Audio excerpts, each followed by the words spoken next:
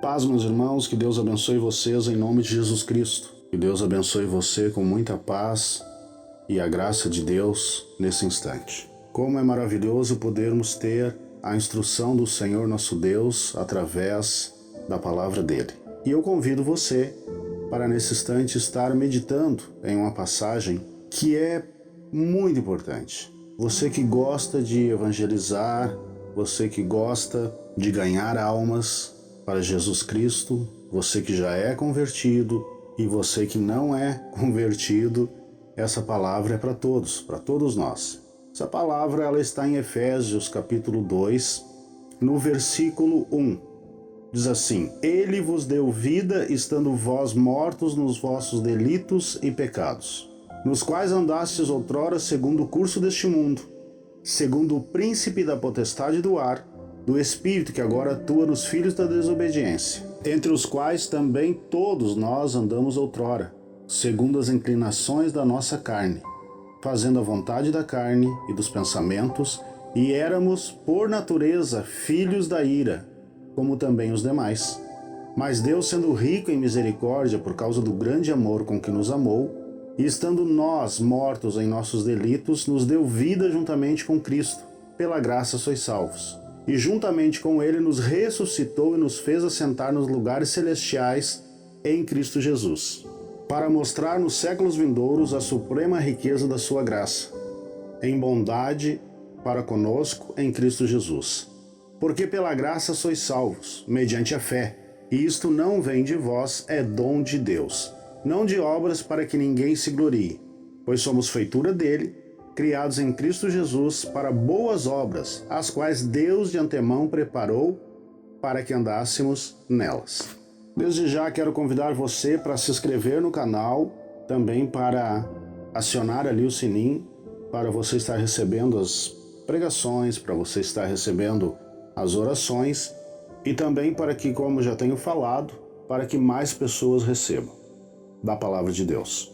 Essa divulgação ela não é feita por mim, ela é feita pelo algoritmo do YouTube e chega, quanto mais inscritos e quanto mais likes, chega mais essa palavra para quem precisa. É uma maneira de semearmos. Certamente só na glória vamos saber o retorno de quantas pessoas foram curadas, quantas pessoas foram libertas, quantas pessoas se converteram, através também desta palavra, junto com toda a igreja do Senhor Jesus em toda a face da terra. Então te convido, se inscreva no canal e dê o like. Então, logo após ter me convertido, o Espírito Santo colocou no meu coração de eu estudar as Escrituras e procurar entender o que é o Evangelho. Isso já fazem alguns anos, já fazem 27 anos. E sempre estudando, e sempre buscando, e sempre orando, e sempre clamando a Deus, muitas e muitas vezes orando e jejuando para que Deus fosse me mostrando o que era o Evangelho. Existem muitos versículos que são citados, né? O Evangelho é o poder de Deus, quem crer e for batizado será salvo. E existem muitas pessoas, muitos irmãos que citam esses versículos, mas que muitas vezes não sabem realmente o que significa. E muitos até não sabem nem o que é a salvação. Mas aqui a Bíblia diz, o apóstolo Paulo, ele escreve para os irmãos e ele fala sobre o estado que esses irmãos estavam. Diz: Ele vos deu vida, estando vós mortos nos vossos delitos e pecados. Eu sei que para muitos que estão ouvindo, não é nenhuma novidade o que eu vou falar, mas eu sei também que muitos querem aprender a evangelizar e querem aprender a ganhar almas. E é importante esse princípio, porque muitas vezes nós pensamos assim. Eu até estava vendo há um tempo atrás uma entrevista com um pastor, e um dos entrevistadores começou a falar mal de alguns pastores e tal, lideranças do nosso país e tal, e o outro disse: olha, eu até sei que realmente é necessário o Evangelho, porque sem o Evangelho o mundo seria um caos, porque o Evangelho é aquele que ajuda o drogado, o Evangelho é aquele que ajuda o ladrão, o evangelho é aquele que ajuda o alcoólatra. Bem, vindo de uma pessoa que não é cristã, que não conhece o evangelho, não é novidade nenhuma esse tipo de pensamento, né? Claro que o evangelho ele socorre, ele liberta o drogado, o viciado, o alcoólatra, mas esse não é o cerne do evangelho. E muitos irmãos, muitos cristãos, muitos que estão até servindo na obra, eles não entendem que esse não é o cerne. Você vê pelas pregações, você vê pelo estilo de pregação, como o pregador, como alguns irmãos vão pregando o evangelho e vão pregando a palavra, e você vê que não é o evangelho. E isso se criou dentro da igreja. Se criou essa distinção, quem precisa ser salvo, quem não precisa ser salvo, ou quem deve ser salvo. O meu vizinho precisa ser salvo, o meu vizinho precisa ir para a igreja, a minha cunhada precisa se converter, ou o meu esposo precisa se converter. Ah não, o meu filho sim, esse aí precisa se converter. E é uma coisa que não tem na Bíblia. Aqui nós lemos o seguinte: Ele vos deu vida, estando vós mortos nos vossos delitos e pecados. Todo aquele que não tem Jesus Cristo, todo aquele que não recebeu Jesus como Senhor e Salvador, ele está morto. Aí vem aquela frase, né? Ah, mas quem é tu para dizer quem vai ser salvo e quem não vai ser? Não, eu não estou falando quem vai ser salvo e quem não vai ser salvo. Eu estou citando a palavra dizendo que o apóstolo Paulo, inspirado pelo Espírito de Deus, ele diz: olha, vocês estavam mortos nos vossos delitos e pecados. Então aquela questão de, olha, você tem que ter cuidado porque quando você morrer você vai para o inferno, a condenação ela já está sobre quem não tem Jesus. Claro que há uma distinção muito grande. Esses dias eu falava para uma irmã e há uma distinção muito grande. A irmã que eu estou ensinando, irmãos que eu estou ensinando a palavra de Deus. Então há essa distinção. Muitas vezes a gente, no nosso entendimento, porque o nosso entendimento é um entendimento humano, é um entendimento caído, isso diz em Tiago. O nosso entendimento ele procura dizer, olha, o fulano ele precisa ser salvo, olha, o ciclano ali, ele não precisa ser salvo porque ele é uma pessoa boa, ele não bebe, ele não fuma, ou eu nunca vi ele mentir, ele cumpre a palavra dele, ele cuida bem da casa dele, da família dele, ele é trabalhador. Essa pessoa aí não, olha, não precisa ser cristão. Todo aquele que não for através de Jesus Cristo salvo, ele vai perecer, porque já está uma condenação sobre ele.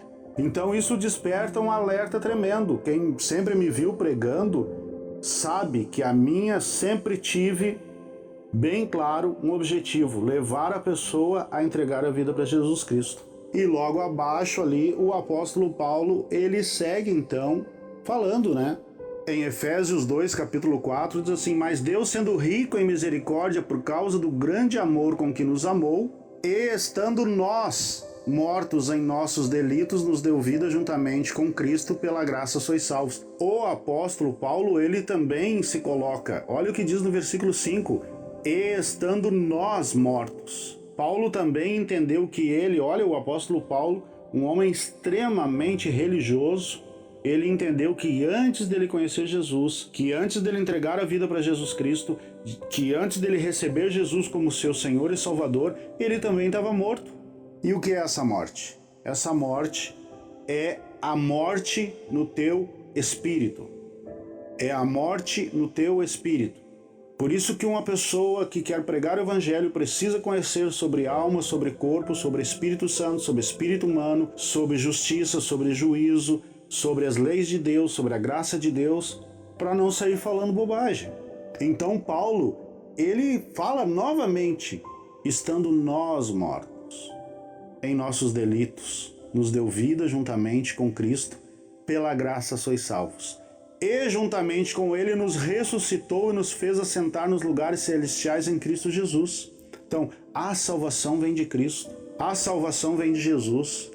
Em outra pregação eu falei que não é um testemunho que ganha a pessoa. E também não é a pessoa ser boazinha que ela é salva. Não é a pessoa ser correta que ela é salva. O evangelho está sendo distorcido. O evangelho, muitos estão se apoiando em manifestações externas, sendo que a Bíblia diz que Deus olha para o interior. E se Deus, ao olhar para o meu interior e para o teu interior e para o interior do teu próximo, Deus não ver Jesus Cristo habitando, se o Espírito de Deus não estiver nessa pessoa, se essa pessoa não nasceu de novo, ela não tem salvação.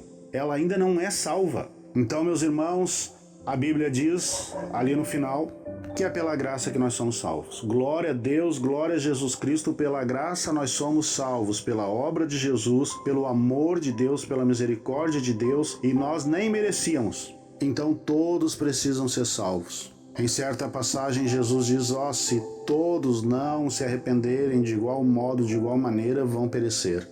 Aquela pessoa boa, aquela pessoa calma, aquela pessoa tranquila, aquela pessoa que não mente, que não rouba, que não fuma, que não bebe, que não cometeu erro nenhum, ela já nasceu morta. Que coisa estranha, pastor. Tu tá falando que uma pessoa nasceu morta. A morte entrou no Éden. Ela está viva no corpo, viva na alma, mas morta no espírito. Por isso que em João diz que é necessário nós nascermos de novo. Jesus fala para Nicodemos. Então que o Senhor nos ajude, que possamos entender o Evangelho, que o Espírito de Deus nos ajude para ganharmos mais almas, mais vidas.